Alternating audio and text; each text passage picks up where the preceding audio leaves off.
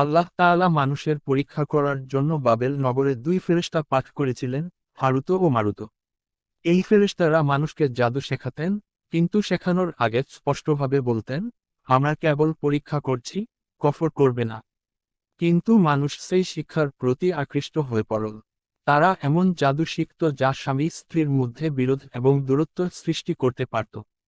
অথচ বাস্তব সত্য হল, জাদু কোনো ব্যক্তিকে আল্লাহর অনুমতি ছাড়া ক্ষতি দিতে পারে না। কুরআনে আল্লাহ পরিষ্কারভাবে বলেছেন, নবী সুলাইমান আলাইহিস সালাম কফর করেননি, বরং কফর করেছিল সেই শয়তান যারা মানুষকে জাদু শেখাত।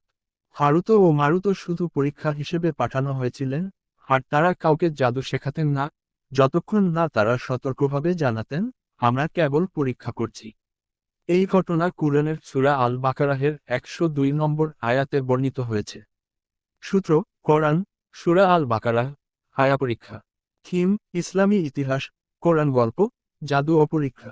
ভিডিওতে দেখুন হারুত ও মারুতের রহস্য, মানুষের পরীক্ষা ও সত্য কাহিনী যা সবাইকে অবাক করবে। এই হৃদয়স্পর্শী ঘটনা শেয়ার করুন, যাতে সবাই উপকৃত হয়। আরও ইসলামিক গল্প ও নসিহত পেতে আমাদের চ্যানেলটি সাবস্ক্রাইব করুন।